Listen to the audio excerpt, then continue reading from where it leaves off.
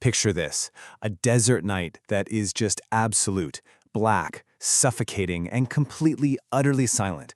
It's September 1st, 1969 at exactly 2:30 in the morning in Tripoli, Libya.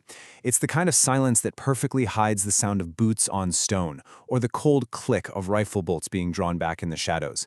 While the entire city slept, a 27-year-old guy, someone who had burned with rage against foreign rule his entire life, executed a perfectly coordinated, completely bloodless coup.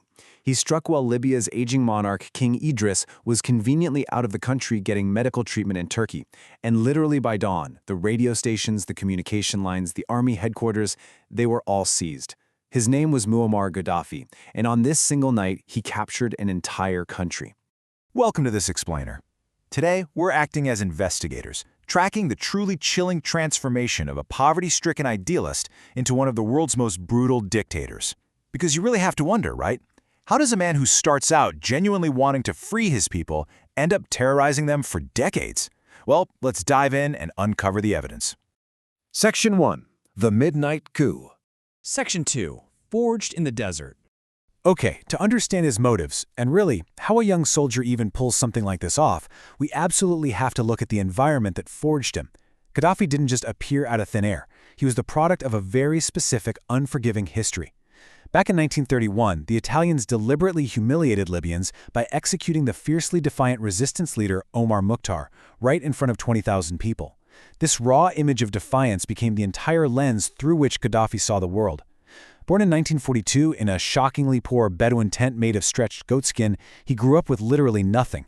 So by the time he entered the military academy in 1963, he wasn't there looking for a paycheck. He was intensely studying Gamal Abdel Nasser's Egyptian revolution, and that ignited a fire to form his own secret revolutionary committee. But there was a massive catalyst driving his anger.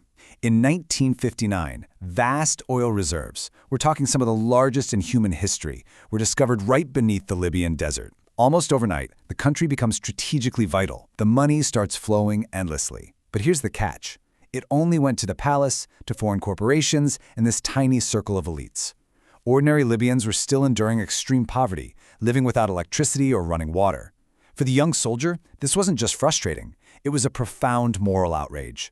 To him, it was colonial theft dressed up in business suits. Section 3. The Liberator's Dawn. So, when the coup actually succeeded, Gaddafi didn't sound like a tyrant at all. Honestly, he sounded like a visionary. Within months, he immediately expelled American and British military bases. He nationalized the oil industry, essentially forcing foreign companies to share that massive wealth with the state. And he took that money and launched incredible social development programs. Literacy rates soared, life expectancy climbed, women were granted new rights, and hospitals and schools were built in places where absolutely none existed before. He fundamentally transformed the country, creating what felt like a genuine, incredible dawn for millions of regular citizens. But this brings us to a really chilling turning point in our investigation. How on earth did this golden era of social momentum twist into such profound darkness?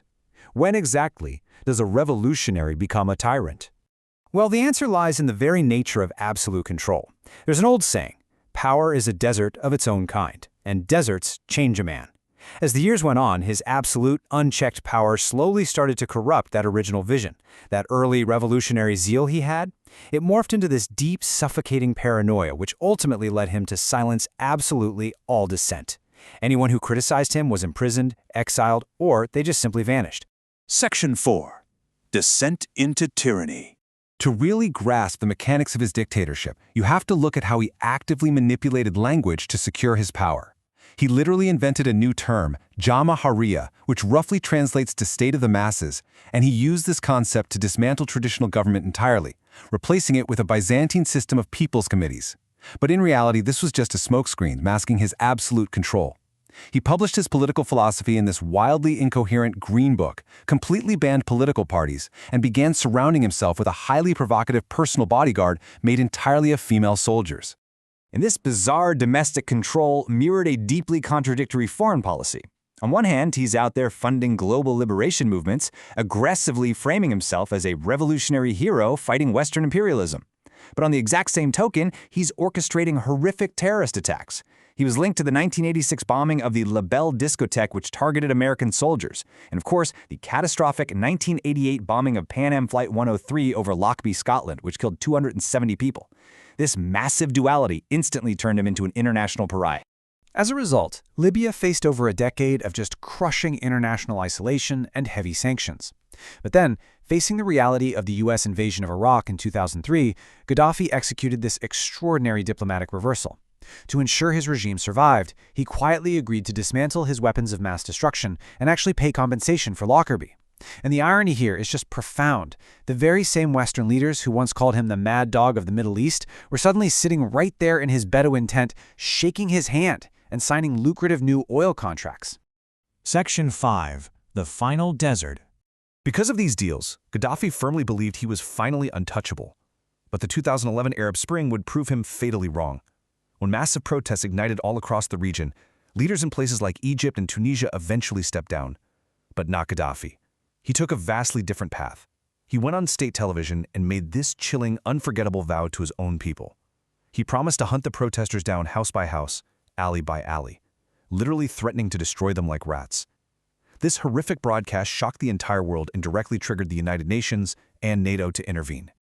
The final days of his regime were incredibly brutal and completely undignified. NATO warplanes enforced a no-fly zone and bombed his military convoys. By October 2011, his hometown of Sirte finally fell to rebel forces. The man who had spent decades terrifying the globe was found disheveled and frightened, hiding inside a drainage pipe, clutching a golden pistol. The extreme violence of his death was captured on shaking mobile phones and broadcast globally. In the end, he was killed by the very people he had once claimed to liberate. 42. He had ruled Libya with an absolute iron fist for 42 years. It was a reign that started with immense, undeniable promise and ended in overwhelming terror. 69. His life ended at 69 years old, beaten and dragged through the dust of his own hometown. It was a stark, sudden, and deeply violent conclusion to his reign. Today, the legacy he leaves behind is just tragic. Modern Libya is a fractured state in total chaos. Rival militias and foreign powers are still fighting over the very same oil that started it all. The state-of-the-art hospitals he built, they're barely functioning. Teachers in the schools he constructed are going unpaid. And that massive man-made river he built beneath the Sahara, a project he proudly boasted was the eighth wonder of the world, well, it still flows, but there's barely anyone left to govern it. It's a stark reminder to us today of exactly what happens when a nation's entire foundation is built around a single, unpredictable man. Ultimately, this explainer leaves us pondering a deeply complex, dual legacy. History hasn't entirely decided what to make of Muammar Gaddafi. Was he a liberator or a murderer, a visionary or a tyrant? He was a man who genuinely transformed his country and then turned around and spent decades terrorizing it. If nothing else, his story proves that the desert gives birth to extraordinary men, and eventually it takes them right back. So, what do you think is the ultimate lesson of his rule?